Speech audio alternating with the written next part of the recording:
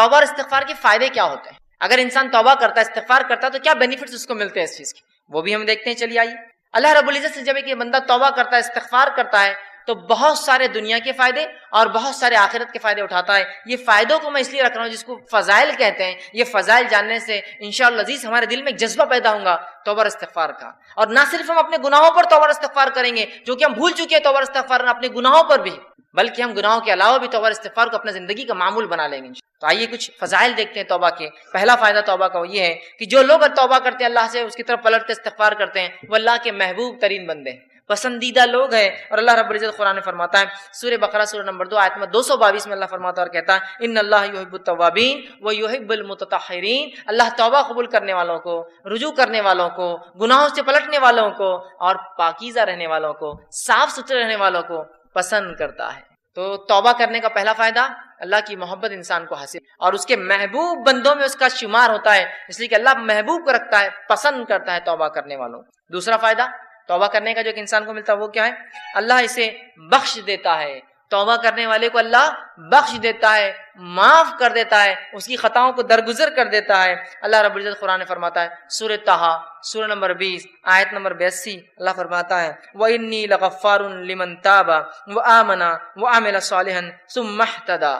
سن لیجئے کیا فرماتا اللہ کہ میں جو ہے لوگوں کو معاف کرتا ہوں، لمن تابا، جو میری طرف رجوع کرتا ہے، جو میرے سے توبہ کرتا ہے، میں اسے معاف کرتا ہوں، لیکن کنڈیشنل ہے میری معافی۔ پہلی شرط معافی کے لیے، وہ آمنا، وہ ایمان والا ہو، وہ عمل صالحا، اور پھر نیک کام کرے توبہ کرنے کے بعد۔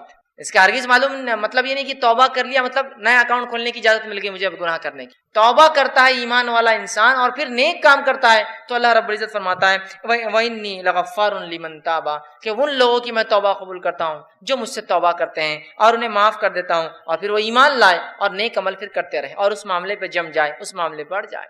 تیسرا فائدہ، چوتھا فائدہ اور پانچواں فائدہ، چونکہ ایک ہی حدیث میں آتا ہے اس لیے میں ایک ساتھ رکھوں گا۔ تیسرا فائدہ توبہ کا ہے، اللہ غم سے نجات دیتا ہے، پریشانیوں سے نجات دیتا ہے، مشکلوں سے نجات دیتا ہے۔ چوتھا فائدہ، تنگ دستی دور کرتا ہے۔ سبحان اللہ، ہم نے سوچا بھی نہیں تھا توبہ استغفار کا تعلق تنگ دستی سے بھی ہو سکتا ہے، یا توبہ استغفار کرنے سے رزق میں کشادگی بھی آ سکتی ہے، مال و دولت میں فراوانی بھی ہو سکتی ہے۔ اس لیے کہ توبہ کرنے کا ایک فائدہ ہے تنگ دستی سے اللہ نجات دیتا ہے۔ اور پانچواں فائدہ توبہ کا معلوم آپ کو کیا ہے؟ ایسی جگہ سے روزی دیتا ہے جہاں سے سوچا بھی نہیں۔ تنگ دستی بھی دور ہوتی ہے، غم بھی دور ہوتے ہیں، اور ایسی جگہ سے روزی ملتی ہے، روزی سمجھتے ہیں نا آپ، رزق ملتا ہے جہاں سے سوچا بھی نہیں ہوگا، گمان بھی نہیں کیا ہوگا، فہم میں بھی نہیں لایا ہوگا اس نے۔ آئیے حدیث اس طرح سے ابو داؤد کی روایت ہے، تینوں فائدے ایک ہی حدیث میں آتے ہیں۔ پہلا، جو شخص استغفار کو لازم پکڑ لیتا ہے، استغفار کو اپنے نفس سے لازم کر لیتا ہے، پکڑتا ہے، تو اللہ تعالیٰ اس کے لیے ہر غم سے نجات کا راستہ نکالتا ہے۔ ہر غم، سمجھتے ہیں آج کون سا ہے نا جو انسان ہے جو غم زدہ نہیں ہے، پریشان حال نہیں ہے؟ بتائیے مجھے، تو کہہ سکتا ہے کہ مکمل طور 100% خوش ہوں؟ ہم تو ہر حال میں اللہ کا شکر تو ادا کرتے ہیں، لیکن کہیں نہ کہیں پریشانیاں ہیں۔ پریشانیوں کا حل توبہ اور استغفار۔ ہم نے تو کبھی سوچا ہی نہیں تھا کہ غم کا علاج بھی استغفار ہو سکتا ہے۔ ہر غم سے اللہ نجات دیتا ہے استغفار کی بنیاد پہ، اس کی فضیلت یہ ہے۔ دوسرا، ہر تنگ دستی سے کشادگی کی طرف لے آتا ہے، ہر قسم کی غربت اور تنگ دستی سے نکال کے کشادگی کی طرف لاتا ہے۔ اور تیسرا، صرف تنگ دستی اور تنگ دستی سے نکال کے کشادگی کی طرف نہیں لاتا ہے، ایسی جگہ سے روزی دیتا ہے جہاں سے اس نے گمان بھی نہ کیا ہو، سوچا بھی نہ ہو۔ یاد رکھیں، سوچا بھی نہ ہو۔ کیا فائدے ہیں استغفار اور توبہ کے؟ روزی میں برکت، ایسی جگہ سے روزی جہاں سے سوچا نہ ہوگا، ہر غم سے نجات۔ کوئی کہتا ہے میرے گھر میں بیماری ہے، میں غم زدہ ہوں، استغفار کی کثرت۔ کوئی کہہ رہا ہے مجھے تنگ دستی ہے، استغفار کی کثرت کی۔ کوئی کہہ رہا ہے مجھے جو مال و دولت کی کمی ہے، استغفار کی کثرت کیجیے تو صحیح، آپ دیکھیے اللہ کیسی رل پل۔ اور کوئی کہے مال و دولت تو ہے، برکت نہیں ہے، استغفار کیجیے، اس لیے کہ اللہ نے مال و دولت کی برکت چھین لی نا آپ کی۔ رزق میں اضافہ کہاں ہو رہا ہے؟ مال تو تعداد کوانٹٹی وائز بہت ہے، لیکن دل کہاں سکون میں ہے؟ استغفار نہیں کر رہے ہیں۔ استغفار کی کثرت کی، استغفار کی کثرت کی، استغفار کو معمول بنا لیجیے۔ تین عظیم فائدے ایک ہی حدیث میں استغفار کے، غم سے نجات، تنگ دستی سے کشادگی کی طرف، اور ایسی جگہ سے روزی دیتا ہے جہاں سے سوچا بھی نہ۔ اسی طرح غم سے نجات کے تعلق سے چھوٹا سا واقعہ رکھ دیتا ہوں صرف آپ کے سامنے، چونکہ ہمارے حالت میں ایسے واقعات ہوتے ہیں، ہمارے ماحول میں اس لیے رکھ رہا ہوں کہ نبی اکرم صلی اللہ علیہ وسلم کے پاس ایک صحابہ اور ایک صحابی آئے جن کے بیٹے کو گرفتار دشمنوں نے پکڑ لیا، اور نہ صرف پکڑا، خبر ملی کہ بہت مضبوط زنجیروں کے اندر اس کے پیر باندھ دیے۔ وائے اور کہا اللہ کے رسول صلی اللہ علیہ وسلم، دشمنوں نے جو ہے ہمارے بچے کو پکڑ لیا، آپ کچھ بتائیے کیا کیا جائے، کیا کرا جائے کہ ہمارا جو ہے بچہ واپس آ جائے، میرا بیٹا جو ہے واپس آ جائے، وہ ماں اور باپ دونوں آئے۔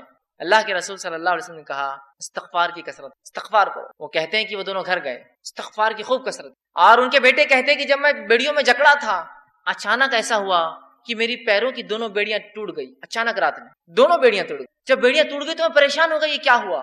لوہے کی زنجیریں تھی وہ بیڑیاں بولتے لوہے کی موٹی موٹی زنجیروں میں جب قیدی کو قید کیا جاتا ہے جو آسانی سے نہیں ٹوٹتی، یاد رکھیے، ٹوٹ گئی۔ میں پریشان ہوا اور ایک اونٹ میں نے پکڑا، وہ ایک اونٹنی میں نے لی اور اس پر سوار ہوا اور بھاگنے لگا۔ جب میں اس اونٹنی پر بیٹھ کر بھاگنے لگا تو سارے اونٹ باڑے کے نکل کے میرے پیچھے بھاگنے لگے۔ اب چونکہ مجھے تو جان بچانے تھی، میں نکل گیا اور پورے اونٹ بھی پیچھے بھاگنے لگے۔ اور اس کے بعد وہ اپنے گھر آئے، والدین خوش ہو اٹھے، والدین سے ملاقات کی اور اللہ کے رسول کے پاس اس بچے کو لے کر اللہ کے رسول ہمارا بیٹا گھر واپس آ گیا ہے، استغفار کی برکت دیکھی، بچہ واپس آ گیا۔ ہر غم تھا نا بیٹے کے گمنے کا، اللہ نجات دے دی، بیٹا واپس دے دیا۔ پھر کہا اللہ کے رسول اب یہ اونٹوں کا کیا کرے؟ چونکہ بھاگنے کے لیے میں نے دشمن کی اونٹنی لے لی تھی نا، جان بچانے کے لیے جو اونٹنی لی گئی تھی ان کی نہیں تھی، دشمن کی تھی۔ اور کہا وہ ایک نہیں، وہ اونٹنی کی وجہ سے کئی اونٹ پیچھے آ گئے میرے۔ تو اللہ کے رسول نے کہا یہ رزق ہے جو اللہ نے تمہیں دیا بغیر سوچے کے، مطلب ایسی جگہ سے دیا جو تم استعمال کرو ان اونٹیوں کو اور ان اونٹوں کو، اور ان کو سارے اونٹ دے دی۔ دیکھیے نا، ایک تو نجات ملی استغفار سے اور دوسرا رزق بھی مل گیا جہاں سے سوچا بھی نہیں تھا، دشمن کا رزق، مطلب دشمن کے پاس کی چیز گھر آ گئی اپنے۔ کتنے فائدے نا استغفار کی۔ آئیے استغفار کے اور فائدے سن، چھٹا، ساتواں، آٹھواں، نواں فائدہ ایک ہی آیت کے اندر آتا ہے، اس لیے 4 فائدے رکھ رہا ہوں۔ چھٹا فائدہ، بہترین اللہ موسلا دار بارش برساتا ہے استغفار کی کثرت سے۔ اسی طرح مال میں اضافہ کرتا ہے اللہ جو ہے استغفار کی کثرت سے اور توبہ کی کثرت سے۔ اولاد میں ترقی دیتا ہے اللہ استغفار اور توبہ کی کثرت سے، اور باغات اور نہریں نکال دیتا ہے، رزق کے ذریعہ بنا دیتا ہے استغفار کی کثرت سے۔ اللہ رب العزت نے سورہ نوح سورہ نمبر 71 آیت نمبر 10، 11 اور 12 میں فرمایا اور کہا، نوح علیہ السلام نے اپنی قوم کو دعوت دی اور دعوت دیتے وقت وہ انہیں کیا کہہ رہے سنیے، وہ کہتے ہیں قُلْتُ اسْتَغْفِرُوا رَبَّكُمْ إِنَّهُ كَانَ غَفَّارًا، اے میری قوم اپنے رب سے استغفار کرو اپنے گناہوں کے لیے، تم شرک جیسی برے جرم میں جو ہے پھنسے ہوئے ہو، اپنے رب سے معافی مانگو جو ہے إِنَّهُ كَانَ غَفَّارًا، تمہارا رب ہمارا رب ضرور ہمیں معاف کرے گا اس گناہ کے لیے بھی اور تمام چیزوں کے لیے۔ يُرْسِلِ السَّمَاءَ عَلَيْكُمْ، اور جب تم توبہ کرو گے تو آسمان سے موسلا دھار بارش برسائیں گا جو نفع بخش ہوتی ہے، نقصان دہ نہیں ہوتی۔ يُرْسِلِ السَّمَاءَ عَلَيْكُمْ مِدْرَارًا، کس وجہ سے؟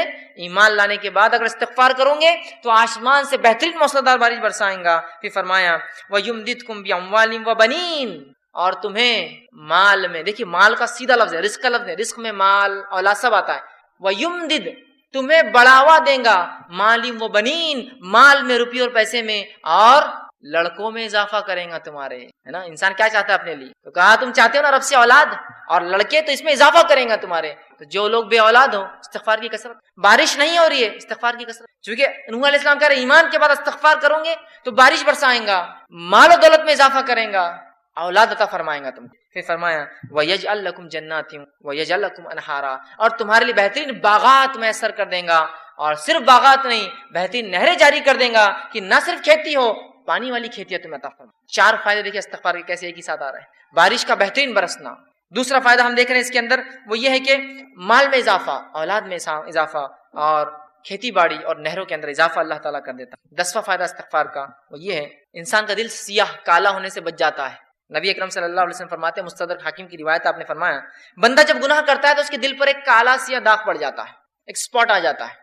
اگر وہ استغفار کر لیتا ہے تو اسپاٹ مٹا دیا جاتا ہے، وائپ آؤٹ کر دیا جاتا ہے، صاف کر دیا جاتا ہے۔ لیکن اگر وہ توبہ اور استغفار نہیں کرتا تو داغ بڑھتا جاتا ہے، بڑھتا جاتا ہے، بڑھتا جاتا ہے، حتیٰ کہ اس کا پورا دل کالا ہو جاتا ہے۔ یاد رکھیں، تو اگر انسان توبہ استغفار کرتا ہے تو دل صاف ہو جاتا ہے، وہ دھبا دل سے نکل جاتا ہے جو گناہ کی وجہ سے لگ جاتا ہے دلوں کے اوپر۔ لیکن آج گناہ کرنے کے بعد بھی ہم کہاں رجوع کرتے ہیں استغفار کرتے ہے نا، اسی لیے کہا جاتا ہے ہمارے دل تو آج کالے ہو چکے ہیں، اس لیے کہ ہمارے اعمال کالے ہیں۔ استغفار کرنے سے دھبا مٹتا چلا جاتا ہے، گناہ ہوئے استغفار کیجیے، توبہ کیجیے، دھبا مٹ جائیں گا، تو دل کالے ہونے سے بچ جاتا ہے۔ اور جب استغفار کرتا ہے تو دل چمکا دیا جاتا ہے، صاف کر دیا جاتا ہے۔ اسی طرح 11واں فائدہ توبہ اور استغفار کا وہ یہ ہے کہ توبہ اور استغفار سے کتنا ہی گناہ، بڑا گناہ کیوں نہ اللہ معاف کر دیتا ہے۔ توبہ اور استغفار جب انسان کرتا ہے نا، کتنا ہی بڑا گناہ آپ نے اور ہم نے کیوں نہ کیا ہو، اللہ معاف کر، کتنا ہی بڑا۔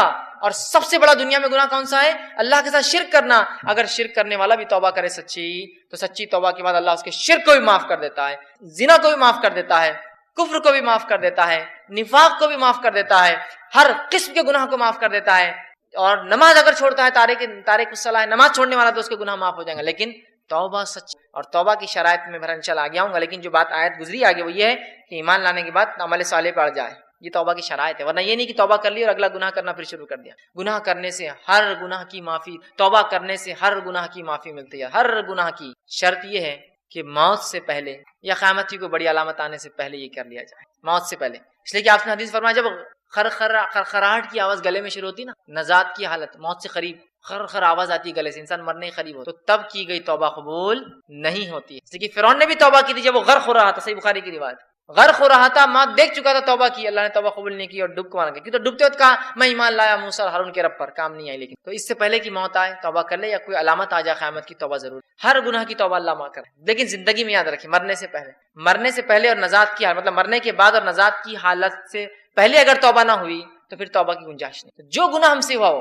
کتنا ہی بڑا کیوں نہ ہو، سچی توبہ اپنے رب سے کیجیے، یاد رکھیے توبۃ النصوحہ کیجیے، انشاءاللہ عزیز ہمارا رب کو ہم پائیں گے کہ وہ ہر گناہ کو معاف کرتا ہے۔ آئیے 12واں فائدہ، سچی توبہ کرنے سے ایک ایسا عظیم فائدہ ہے، سچی توبہ کرنے سے اللہ گناہوں کو بھی نیکی میں تبدیل کر دیتا ہے۔ سبحان اللہ، ایسا کہیں ہوتا ہے کیا؟ کسی کا آپ نے نقصان کیا، نقصان کرنے کے بعد معافی مانگی اور اس نے اتنے نقصان کے بدلے آپ کو کچھ عطا کر دیا، ہوتا یہ کہ معافی دے دے تو بڑی بات ہے، نہیں تو چیز بھر کے بھی دینا پڑتی، معافی مانگنا پڑتی ہے، زندگی بھر کی دشمنی بھی رہتی باقی۔ گناہوں کو نیکی میں تبدیل کرنے اگر توبہ سچی ہو تو نبی اکرم صلی اللہ علیہ وسلم کے پاس ایک ایسا قبیلہ آیا عرب کا جو لوٹ مار کرتا تھا، راستوں مسافروں کو لوٹتا تھا اور وہی ان کی انکم کا ذریعہ تھا، خون قرابہ، قتل، غارت گری، شرک اور کفر اور لوٹ مار۔ وائے کہ اللہ کے رسول، کیا ہماری توبہ ہے؟ ہم اگر توبہ کرنا چاہتے ہیں کہ ہماری توبہ ہے، جو اتنے گناہ ہم زندگی میں کر چکے ہیں، اور آج کون سا ایسا انسان ہے دنیا میں جو معافی نہیں چاہتا اپنے گناہوں کے لیے؟ راستہ یہ ہے معافی کا، راستہ یہ ہے معافی۔ ہر انسان چاہتا ہے اسے گناہ معاف ہو، ہر انسان ریپینٹ کرنا چاہتا ہے، توبہ کرنا چاہتا ہے، استغفار کرنا چاہتا ہے اپنے رب، یہ ہے طریقہ توبہ کا۔ تو کہا ہماری کوئی توبہ ہے؟ اللہ رب العزت نے ایک پوری طویل آیت نازل کی کہ وہ لوگ جو کفر کرتے ہیں، قتل کرتے ہیں، ٹھیک ہے، اور جو ہے اسی میں جو کفر اور شرک اور قتل و غارت گری میں ان کی موت آ جاتی ہے، تو اللہ ان سے عذاب کو نہیں ہٹائیں گا۔ لیکن آگے فرمایا جو کہ جو ہے آیت اس طرح سے اللہ فرماتا ہے الا من تاب وعمل عملا صالحا فاولئک یبدل اللہ سیئاتہم حسنات وکان اللہ غفورا رحیما۔ اللہ نے فرمایا الا من تاب، ان گناہوں کے بعد اگر کوئی توبہ کر لے، شرک کیا تھا، قتل کیا تھا، جو کچھ کیا تھا، اگر توبہ کر لے، وآمنا، اور پہلی شرط ایمان لائے، الحمدللہ ہم تو مسلمان ہیں تو ایمان والے ہم ہیں ہی، اس کے بعد دوسری شرط وعمل عملا صالحا، اور اس کے بعد نیک کام شروع کر دے، عمل صالحا، فاولئک، تو اللہ پھر اس عمل کے بدلے کی ایمان والا ہے، سچی توبہ کیا، اولئک یبدل اللہ سیئاتہم، تو اللہ بدل لیں گا ان کے گناہوں کو حسنات، نیکیوں کے اندر۔ سبحان اللہ۔ اور آگے فرمایا وکان اللہ غفور الرحیم، اور اللہ تعالیٰ تو معاف کرنے والا اور رحم کرنے والا۔ تو گناہ بھی نیکی میں تبدیل ہو سکتے ہیں اگر سچی توبہ انسان کی۔ اسی طرح ابن ماجہ کی روایت ہے، آپ صلی اللہ علیہ وسلم فرماتے کہتے ہیں اگر تم اس قدر گناہ کرو کہ تمہارے گناہ آسمان تک پہنچ جائے، لیکن ان حدیثوں کو بالکل رائٹ کانٹیکسٹ میں لیجیے، بالکل صحیح معنوں میں لیجیے، یہ حدیث سے دلیل نہیں ہے گناہ کرنے کی، جو ہو جاتے اس کی معافی کی دلیل، رائٹ کانٹیکسٹ۔ تو اللہ کے رسول فرماتے ہیں کہ اگر تمہارے گناہ آسمانوں تک بھی اگر چھوئیں گے، ٹھیک ہے، اگر تم اس قدر گناہ کرو کہ تمہارے گناہ آسمانوں تک پہنچ جائیں گے، پھر تم توبہ کر لو تو اللہ تمہاری توبہ کو قبول کریں گا۔ اگر کسی انسان نے ایسے بھی گناہ کیے ہو جو آسمانوں تک چھو رہے جا کر، لیکن وہ اللہ کی ذات سے ان گناہوں پہ کبھی نا امید نہ ہو، یاد رکھیے، بلکہ اگر سچی توبہ کرتا ہے تو انشاءاللہ عزیز اپنے رب کو وہ توبہ قبول کرنے والا اور معاف کرنے والا ضرور پائیں گا، یاد رکھیے، لیکن توبہ سچی ہو، اس کے شرائط کے ساتھ، یاد رکھیے۔ چلیے آئیے آگے 13واں فائدہ جو ہم توبہ کا فائدہ اٹھاتے ہیں اور جو ہے استغفار کا، آدمی سچی توبہ کی وجہ سے جنت کا مستحق بن جاتا ہے، سچی توبہ کی وجہ سے جنت کا مستحق بن جاتا ہے۔ اللہ رب العزت نے سورہ تحریم سورہ نمبر 66 آیت نمبر 8 میں فرمایا یا ایھا الذین آمنوا توبوا الی اللہ توبۃ نصوح، اے وہ لوگوں جو ایمان لائے ہو اللہ سے سچی توبہ کرو، سچا رجوع کرو، سچے ڈھنگ سے اس کی طرف پلٹو اور گناہوں سے اپنی معافی مانگو، تو نصوحا عسى ربکم ان یکفر عنکم سیئاتکم، تو ہو سکتا ہے تمہارا رب پھر تم سے تمہارے گناہوں کی مغفرت کر دے، اس کا کفارہ کر دے، اسے معاف کر دے، سیئاتکم ویدخلکم جنات تجری من تحتها الانہار، اور تمہیں ایسی جنتوں میں داخل کر دے جس کے نیچے ندیاں نہریں بہتی۔ توبہ کرنے کا فائدہ، انسان جنت کا مستحق بن جاتا ہے۔ 14واں اور آخری فائدہ جو آج میں رکھوں گا توبہ کا وہ یہ ہے، جب انسان سچی توبہ کرتا ہے، سچے طور سے ندامت ہوتا ہے، توبہ کرتا ہے، تو جو ہے اللہ رب العزت جو ہے اس سے خوش ہوتا ہے۔ انسان جب توبہ کرتا ہے تو اللہ خوش ہوتا ہے، ناراض نہیں ہوتا۔ ہاں ناراض تو ان سے ہوتا ہے جو گناہ کرے اور اڑ جائے اس پر، لیکن جو توبہ کرتے ہیں اللہ خوش ہوتا ہے۔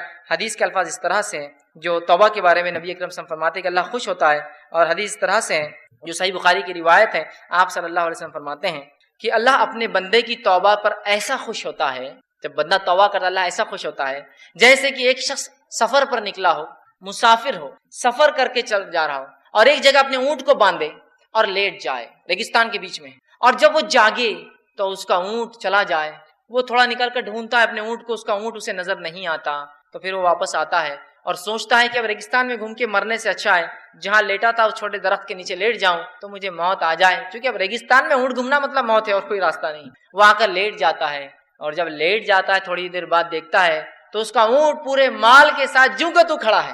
ایک تو ریگستان، اس پر اکیلا مسافر اور اس پر اونٹ کا واپس آنا، یہ بہت تعجب کی بات ہے۔ جو لوگ عرب ہیں وہ جانتے ہیں، جو لوگ اونٹ پالتے ہیں وہ جانتے ہیں اونٹ کبھی زندگی میں پالتو نہیں ہوتا، اس لیے حدیث میں آپ نے فرمایا قرآن جو شخص حفظ کرتا ہے اسے پکڑ کر رکھے، اس لیے کہ قرآن کا حفظ ایسے ذہن سے نکلتا ہے جیسے اونٹ مالک سے نکل کر بھاگ جاتا ہے۔ ایک اونٹ کو آپ 100 سال پالیے، 100 سال بعد رسی ایک بار کھلی چھوڑیے، ایسے بھاگے گا کہ کبھی واپس لوٹ کر نہیں آئے، لیکن اس کا اونٹ واپس مال کے ساتھ آ جاتا ہے، اس سے بڑی خوشی کی بات کر، اور وہ خوشی سے جھوم اٹھتا ہے اور کہتا ہے خوشی میں اے اللہ میں تیرا رب اور تو میرا بندہ، خوشی میں، چونکہ اس کو سمجھتا نہیں کیا بولوں اس خوشی کے اندر، تو کہتا ہے اللہ میں تیرا رب اور تو میرا بندہ۔ اس آدمی سے بھی زیادہ اللہ خوش ہوتا ہے جب کوئی شخص توبہ کرتا ہے، اس آدمی سے بھی زیادہ اللہ خوش ہوتا ہے جب کوئی شخص توبہ کرتا ہے۔ دیکھ رہے ہیں آپ توبہ کیا فضیلت، اللہ خوش ہوتا ہے توبہ کرنے والوں سے اور بہت ناراض اور غضبناک ہوتا ہے، عذاب نازل کرتا ہے جو گناہوں پہ گناہ کرتے ہیں، اور انسان ہونے کے ناطے کیا گناہ ہم سے نہیں ہوتے، کیا گناہ نہیں ہوتے ہماری آنکھوں سے، ہمارے ہاتھ سے، ہماری زبان سے، ہمارے کانوں سے، ہمارے جسم سے، لیکن رب سے ہم فوراً کر لیں استغفر اللہ استغفر اللہ، پتہ نہیں کیا ہو گیا، کوئی چیز نقصان پہنچ کسی جانور کو نقصان پہنچ کسی انسان کو پہنچ گیا ہوں، میں نہیں جانتا ہوں، میری گاڑی کہیں کھڑی تھی کسی کو تکلیف ہو گئی ہوں گی، استغفار کا ورد کر رہا ہوں استغفر اللہ، ہو گیا گناہ معاف، آئندہ وہ غلطی نہیں کرنا چاہیے، لیکن انون ہم کو نہیں پتا ہم سے کیا ہو رہا ہے، کتنی خطائیں غلطیاں ہو جاتی، بس ورد کرتے رہیے، اپنے ایک معمول بنا لے ہم۔ تو آپ صلی اللہ علیہ وسلم فرماتے اس سے زیادہ اللہ خوش ہوتا ہے اس آدمی سے جب کوئی انسان اپنے رب کی طرف رجوع کرتا ہے اور توبہ کرتا ہے، پلٹتا ہے، گناہوں سے معافی مانگتا ہے۔ ابن القیم رحمہ اللہ جو ہے کتاب ہے ان کی لکھی مدراج سالکین، اس کے اندر بہت اچھی بات نقل کرتے ہیں، انشاءاللہ اس کتاب کا میں پورا وہ پریفیس وہ جملہ آپ کے سامنے نقل کرتا ہوں۔ وہ لکھتے ہیں اور کہتے ہیں توبہ کے بارے میں کہ توبہ ہی دین کی حقیقت ہے، وہ لکھتے ہیں اور کہتے ہیں فرماتے ہیں آپ نے فرمایا اور کہا فرماتے ہیں کہ دین اسلام کی حقیقت، توبہ دین اسلام کی حقیقت ہے اور سارے کام، سارا دین توبہ میں داخل ہے۔ توبہ اتنی اہم چیز ہے کہ سارے کام اور سارا دین توبہ میں داخل ہے۔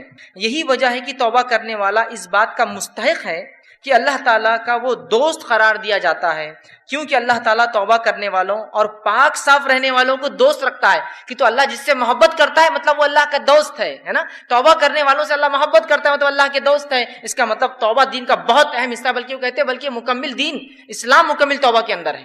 پھر وہ آگے لکھتے ہیں اللہ تعالیٰ اپنے ان بندوں سے محبت رکھتا ہے جو اس کام کو بجا لائے جس کا اس نے حکم دیا ہے اور اسے ترک کرے، ان کاموں کو چھوڑ دیں جس سے اس نے منع فرمایا ہے۔ تو گویا توبہ کا مفہوم یہ ہے کہ جن کاموں کو اللہ تعالیٰ نے ظاہری اور باطنی طور پر ناپسند فرمایا ہے، فرماتا ہے انسان ان سے رجوع کرے، توبہ کرتے ہوئے ایسے کاموں کو اختیار کرے جنہیں اللہ تعالیٰ ظاہری اور باطنی مطلب اوپنلی اور کلوزلی، چھپا ہوا سیکرٹلی اس کو پسند کرتا ہے۔ فرماتا ہے اس اعتبار سے توبہ ایک جامع لفظ ہے اور اسلام، ایمان اور احسان اس توبہ میں مکمل طور سے داخل ہے، اور یہ تمام مقامات کا احاطہ کیے ہوئے، اسی لیے یہ ہر مومن کے مقصود کی ابتدا بھی ہے کہ وہ توبہ کرے اور انتہا بھی ہے، خاتمہ بھی اسی پر ہو کہ وہ توبہ کرے۔ اسی مقصود کی خاطر مخلوق کو جود بخشا گیا اور توحید اسی کا ایک جز ہے، بلکہ عظیم جز ہے۔ پھر آگے لکھتے ہیں اکثر لوگ توبہ کی قدر و منزلت اور اس کی حقیقت سے آگاہ نہیں ہوتے۔ علم اور عمل اور حال کے اعتبار سے توبہ کرنا تو بہت دور کی بات ہے، اللہ تعالیٰ توبہ کرنے والوں سے اسی لیے محبت رکھتا ہے کہ ساری مخلوق میں وہی ہے جو اس کے خاص بندے ہیں۔ توبہ کرنے والے خاص بندے ہیں، گناہ گار تو سارے ہی ہیں، خاص ہیں۔ اگر توبہ اسلام کے تمام احکام اور ایمان کے کامل حقائق کی جامع نہ ہوتی تو اللہ تعالیٰ اپنے بندے کی توبہ پر اس قدر مسرت کا اعلان نہ کرتا۔ اگر توبہ بہت اہم چیز نہ ہوتی تو وہ حدیث میں وہ نہیں آتا کہ ایک آدمی جس طرح سے خوش ہوتا اللہ ویسا خوش ہوتا ہے، اعلان اظہار نہ فرماتا۔ تمام مقامات وہ احوال جن کے بارے میں لوگ گفتگو کرتے ہیں وہ سب توبہ ہی کی تفصیلات اور اس کے آثار اور اسی کے نتائج ہیں۔ تو توبہ کے بارے میں کتنی پیاری بات لکھتے ہیں کہ ہر چیز کا تعلق کہتے دین اور اسلام کا توبہ سے۔ اولاد کی تربیت میں جو سب سے پہلا پوائنٹ، سب سے پہلا نقطہ ہوگا جس سے ہم اولاد کی تربیت شروع کریں گے، وہ کیا ہوگا بتایا آپ کو؟ بہت سی مرتبہ لوگ اولاد کی تربیت کی جب بات آتی ہے تو سمجھ لیجیے بچہ 3 سال 4 سال 5 سال 6 سال 10 سال کا ہو گیا تو پوچھتے ہیں کہ اب اس کی تربیت کے لیے کیا کیا جائے۔ اولاد کی تربیت کا پہلا مرحلہ اولاد کی پیدائش کے بعد نہیں شروع ہوتا ہے، اولاد کی تربیت کا پہلا مرحلہ اس کے لیے صحیح ماں کے انتخاب سے شروع ہوتا ہے۔ اسلام میں اولاد کی تربیت پیدائش کی بات فکر نہیں ہوتی ہے، اس کے پیدا ہونے سے پہلے اس کے لیے صحیح ماں کا انتظام وہاں سے ہوتی ہے شروع، یاد رکھیے۔ تو سب سے پہلے نیک بیوی کی تلاش یا نیک بہو کی تلاش، گھر کا اگر ذمہ دار ڈھونڈ رہا ہے تو نیک بہو کی تلاش کریں گا، خود فرد انسان ڈھونڈ رہا ہے تو وہ نیک بیوی کی تلاش کر۔ سب سے پہلا کام اولاد کی تربیت میں اس کا حق ہے۔ عمر ابن خطاب رضی اللہ عنہ کے پاس ایک مرتبہ ایک نوجوان کا واقعہ ہوا کہ اس کے والد نے اس نوجوان کو کھینچ کر عمر ابن خطاب رضی اللہ عنہ کے پاس اور کہا امیر المومنین میرا بیٹا میرے حقوق نہیں دیتا، میرے ادھیکار میرے رائٹس نہیں دیتا ہے، نصیحت کیجیے، واعظ کیجیے، اسے سمجھائیے۔ امیر المومنین کچھ بولنے سے پہلے اس لڑکے نے کہا امیر المومنین 1 منٹ رکیے، ذرا رکیے، پہلے یہ بتائیے میرے والد کے مجھ پر کیا حق ہے، اس سے پہلے یہ بتائیے میرے کیا حق تھے میرے والد پر۔ اور سوال فطری تھا، پہلے اولاد تو بعد میں آتی ہے تو ظاہر ہے تو اس کے پہلے حق ہوتے، جب بڑی ہوتی تو والدین کے دیتی ہے۔ تو امیر المومنین نے کہا اولاد کا پہلا حق یہ ہے کہ اس کے لیے نیک ماں کی تلاش کی جائے، دوسرا حق یہ ہے کہ اس کا اچھا سا نام رکھا جائے، تیسرا حق یہ ہے کہ اس کی سے تربیت کی جائے، پڑھایا اور لکھایا جائے۔ تو اس لڑکے نے کہا امیر المومنین جو میرا والد میری کمپلین لے کر آیا، شکایت لے کر آیا ہے، سب سے پہلے اس نے میرے نیک ماں کا انتخاب نہیں کیا، ایک مجوسیہ سے اس نے شادی کی، دوسرا میرا نام جو میرا حق تھا دوسرا کی اچھا رکھے، میرا نام گبریلا رکھ دیا۔ گبریلا سمجھ، وہ گوبر کے اندر کیڑا ہوتا ہے ایک بڑا کالا، وہ گوبر جمع کرتا رہتا ہے، میرا نام صحیح نہیں رکھا، اور میری تعلیم اور تربیت میں اس نے جو ہے کوئی محنت اور مشقت۔ تب امیر المومنین عمر ابن خطاب رضی اللہ عنہ نے جو ہے فرمایا اور کہا کہ تم اپنی اولاد کا حق نہیں دیتے ہو، اور اولاد بڑی ہونے کے بعد جب تمہارے حق نہیں دیتی ہے تو مجھ سے آ کے حقوق مانگتے ہیں اس کے۔ سمجھ رہے بات کو؟ تو اولاد کا پہلا حق شروع ہوتا ہے، تربیت کا پہلا مرحلہ، فرسٹ سٹیج اس کی پیدائش کے بعد سے نہیں، اس بات کو خاص دھیان دے، وہ ہے نکاح کے لیے صحیح لڑکی کا انتخاب، صحیح لڑکے کا انتخاب، صحیح بہو کا انتخاب، صحیح داماد کے انتخاب سے شروع ہوتا ہے۔ اس لیے کہ ایک دیندار لڑکی ہی اپنے اولاد کو دین سکھائیں گے، ایک دیندار باپ ہی جو ہے، لڑکا جو باپ بنے گا وہی اپنے بچوں کو دین کی تعلیم دے گا۔ اب یہ مرحلے کو چھوڑ کر آپ کہیں گے آپ کیسے ہمارے بچوں کی تربیت کریں، تو آپ اگر پہلی سٹیپ میں گر جائیں گے تو باقی کا کیا ہوگا؟ دینداری کو اپنے نکاح میں ترجیح دیجیے۔ ہم کہاں دینداری کو اپنے نکاحوں میں آج ترجیح دے رہے ہیں؟ تمام چیز دنیا داری والا معاملہ ہوتا ہے، لڑکی پسند کرنا ہے دنیا داری، لڑکا پسند کرنا ہے دنیا داری، دینداری کو سب سے پہلے ترجیح دیجیے۔ اور نبی اکرم صلی اللہ علیہ وسلم نے اس بات کی وضاحت کر فرمایا لوگ عورتوں سے 4 چیزوں کی وجہ سے نکاح کرتے ہیں، متفق علیہ روایت ہے، صحیح بخاری سے، لوگ عورتوں سے 4 چیزوں کی وجہ سے نکاح کرتے ہیں۔ پہلا ولی مالیہا، اس کے مال کو دیکھ کر لوگ نکاح کرتے ہیں، دوسرا ولی جمالیہا، اس کی خوبصورتی کو دیکھ کر لوگ نکاح کرتے ہیں، ولی حسبیہا، اس کے ننیال اور ددیال خاندان کو دیکھ کر نکاح کرتے ہیں، ولی دینہا، اور چوتھی چیز دنیا کے اعتبار سے لوگ کیا کرتے ہیں، آخری میں چوتھی چیز دینداری دیکھ کر جو نکاح کرتے ہیں۔ اے مسلمان نوجوانوں تمہارے ہاتھ مٹی لگو، تم دینداری کو لازم جانو نکاح میں، دینداری سب سے افضل ہے نکاح میں، یاد رکھیے۔ آج دینداری کو ہم کوئی ترجیح نہیں دے رہے، یاد رکھیے، جس کے نتیجے میں اولاد کی تربیت پھر کہاں سے ہونے والی ہے؟ نبی اکرم صلی اللہ علیہ وسلم نے اتنی پیاری بات کی حدیث کے اندر، اور آپ نے فرمایا، صحیح مسلم کی روایت ہے، الدنیا کلھا متاع، دنیا جمع کرنے کی چیز ہے، وخیر متاع الدنیا المرأۃ الصالحہ، اور اس میں سب سے بہترین سامان یا چیز جو ایک انسان کو مل جاتی ہے وہ نیک بیوی ہے، اس سے بہترین کوئی چیز نہیں دنیا میں، نیک بیوی۔ تو سب سے پہلا کام اولاد کی تربیت میں کیا کرنا ہوگا؟ نیک بیوی کا انتخاب، نیک شوہر کا انتخاب، نیک بہو کا انتخاب، نیک داماد کا انتخاب۔ اب جب 2 نیک لوگ ملیں گے تو نسلیں نیک ہوں گی، جب 2 بد لوگ ملیں گے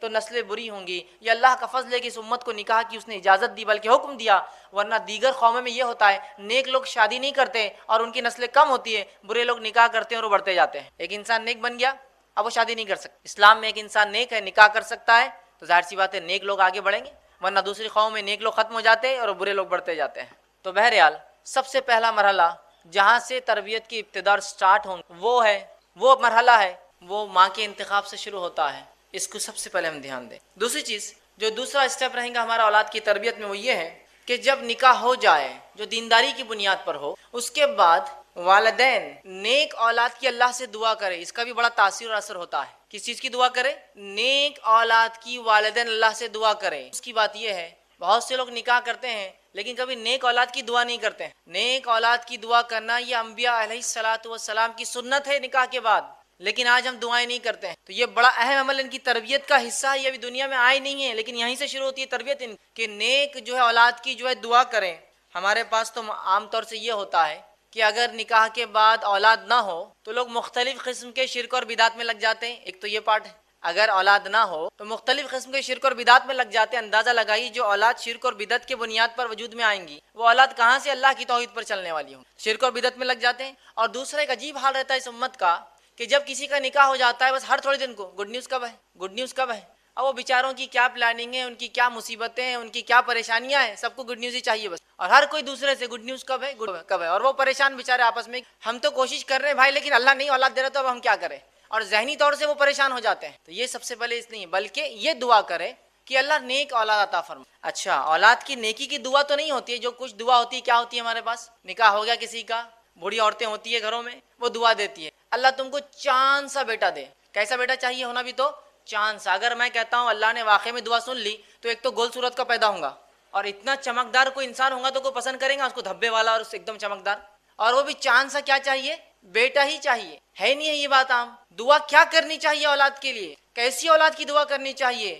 آئیے وہ دعا ہم دیکھتے ہیں سورہ صافات سورہ نمبر 37 آیت نمبر 100 میں اللہ رب العزت فرماتا ہے اور ابراہیم علیہ الصلوۃ والسلام نے جب دوسرا نکاح کیا چونکہ آپ کو پہلی بیوی سے اولاد نہیں تو دعا کی اور فرمایا ربی حب لی، اے اللہ نیک اولاد عطا فرما۔ یہ ہے دعا، لڑکا ہو لڑکی ہو گورا ہو ٹھیک ہے یا کالا ہو جو ہے جس طرح سے ہو، صحت مند ہو بیمار ہو لیکن نیک ہونا اللہ اصل، صالح اولاد عطا فرما۔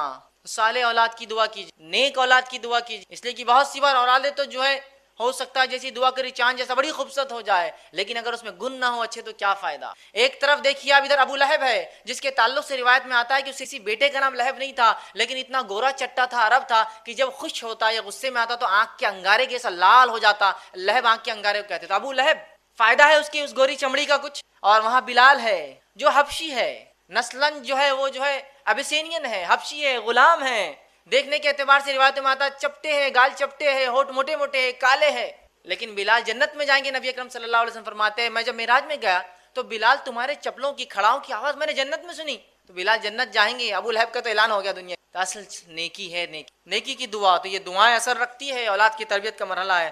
دوسرا ہم دیکھتے ہیں ابراہیم علیہ الصلوۃ والسلام اولاد کی دعا کرتے ہیں، سورہ غافر سورہ نمبر 40 آیت میں 14 میں رب اجعلنی مقیم الصلاۃ ومن ذریتی ربنا اے اللہ مجھے اور میری ذریت کو نماز کا پابند بنا، نماز قائم کرنے والا بنا۔ اولاد پیدائش سے پہلے نیک اور نماز قائم کرنے والے اولاد کی دعائیں ہو رہی ہیں۔ اسی طرح زکریا علیہ الصلوۃ والسلام نے جب دعا کی اولاد کی، سورہ آل عمران سورہ 38 میں اللہ نے فرمایا کہا رب ہب لی من لدنک ذریۃ طیبہ، اے اللہ مجھے نیک اولاد عطا فرما۔ تو نیک اولاد کی دعا ہو، نکاح کے لیے نیک لڑکی کا انتخاب، اس کے بعد اولاد کے لیے نیک ہونے کی دعائیں کی جائے، دوسرا اسٹیپ۔ تیسرا مرحلہ جو ہمیں کرنا ہے، تیسرا اسٹیپ اولاد کی تربیت میں وہ کیا ہے؟ وہ یہ ہے کہ اسلامی طریقے سے اولاد کا استقبال ہوگا جب وہ دنیا میں آئیں گی۔ ہمارے پاس جب اولاد اللہ دے دیتا ہے، عطا فرما دیتا ہے، اس کا استقبال غیر اسلامی رسومات سے ہوتا ہے۔ جس کام کی شروعات ہی غیر شرعی ہو اس کا خاتمہ کیسا ہوگا اندازہ لگا لیجیے۔ غیر اسلامی رسومات سے ویلکم کرتے اپنے چلڈرنس کو، اپنے بچوں کو ہم لوگ اس دنیا کے اندر اسلامی رسومات سے ویلکم کیجیے۔ اور اسلامی رسومات کیا ہے ویلکم کرنے کے؟ کہ جب بچہ پیدا ہو تو کسی نیک انسان کے پاس اسے لے جایا جائے، وہ کھجور چابیں گا اور اس کے منہ میں جو ہے ڈالیں گے۔ اس کے بعد جب 7 دن ہو جائے، 7 دن اسلامی اعتبار سے 7 دن ہو جائے تو 7ویں دن اس کے لیے عقیقہ کیا جائے، اس کا اچھا سا نام رکھا جائے ٹھیک ہے، اور اس کے سر کے بال نکالے جائے اور ان بالوں کے وزن کے برابر سونا چاندی یا روپیہ تقسیم کیا جائے۔ اور ایک عمل صحابہ سے ملتا تھا، جب سر کے بال نکالتے ان میں زعفران ڈال کر وہ سر کے اوپر لگایا کرتے۔ یہ سب کرنا ہے۔ اب ہمارے بچوں کا ویلکم کیسے ہوتا ہے؟ کیسے ہوتا ہے؟ ایک ہوتا ہے چھٹی 6th ڈے پروگرام، ایگزیکٹلی شریعت کے بتاوے 7ویں دن سے 1 دن پہلے ہوتا ہے۔ شریعت جو بتاتی 7ویں دن چھٹی کی ایک کوئی رسم ہوتی ہے، آپ کے پاس پتہ نہیں الگ ہوتی ہوں گی لیکن ہوتی ہے ہر جگہ۔ پوری عورتیں جمع ہوتی ہے، دیا جلاتی ہے، اس کچھ کاجل جمع کرتی ہے، چھوٹے چھوٹے برتن بچی ہو تو لا کے دیا جاتے ہیں، لڑکا ہو تو کچھ تحفے تحائف دیے جاتے ہیں۔ یہ چھٹی ہوتا ہے۔ اور اس کے بعد 40ویں دن ایک پروگرام ہوتا ہے، اس کو بولتے ہیں چلا۔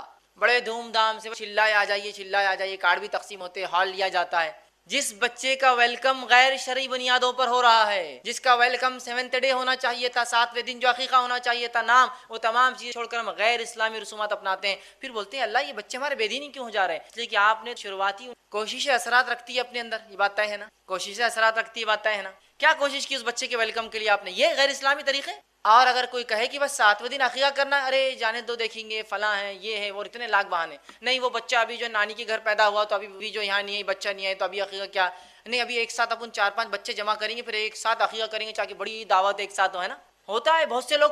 دیکھو اب کتنے بچے ہو گئے اپنے کو؟ 4 ہوگا، اب 4 کے حساب سے بہت ہو گیا نا، اچھا ہو گیا، 2 بکرے 3 لڑکیاں اور تو یہ 5 بکروں کی بڑی دعوت کریں گے، کو جمع کر کے دعوت کا طریقہ آپ نے 7ویں دن کر دینا ہے۔ اس لیے کہ نبی اکرم صلی اللہ علیہ وسلم فرماتے ہیں، جامع ترمذی کی روایت ہے، سمرہ بن جندب رضی اللہ عنہ اس کے راوی وہ کہتے ہیں عقیقے کے بدلے بچہ رہن ہوتا ہے، اور بزنس کمیونٹی رہن کیا ہوتا ہے؟ زیادہ اچھے سے رہن، چیز دیکھ کر کوئی چیز لی جاتی ہے، رہن سمجھتے ہو؟ پھر بولتے ہیں بچے بیمار ہو جاتے ہیں، بچوں کو یہ ہو رہا، آپ نے اپنا رہن چھڑایا کہاں اب تک؟ رہن کسی چیز کے بدلے، گروی جس کو بولتے ہیں، بچہ رہن ہوتا ہے عقیقے کے بدلے میں، جب انسان عقیقہ کرتا ہے تو اس کو چھڑا لیتا۔ تو لڑکا ہو تو آپ صلی اللہ علیہ وسلم کے تعلق سے مسند احمد کی روایت ہے جو ہے ماں عائشہ رضی اللہ عنہ فرماتی ہے، جب لڑکا ہوتا تو اللہ کے رسول 2 جانور ذبح کرنے، 2 بکرے، 2 دمبے، 2 بکریاں کا حکم دیتے، اور جب لڑکی ہوتی تو 1 ذبح کرنے کا حکم۔ اسی طرح مسند احمد کی روایت ہے، آپ صلی اللہ علیہ وسلم جب بچہ پیدا ہوتا تو اس کے بال نکالنے کی جو ہے اجازت دیتے کہ 7ویں دن کے بال، اس کو ایزا دینے والی چیز، چونکہ ماں کے پیٹ میں ان بالوں کے ساتھ رہا ہے، وہ بیماریاں اور ایزا دیتے ہیں، بال تکلیف دیتے ہیں، تو ایزا دینے والی چیز نکالنے کا حکم دیتے، اور صحابہ بالوں کو نکالتے، ان بالوں کے وزن کے برابر نبی صلی اللہ علیہ وسلم سونا یا چاندی،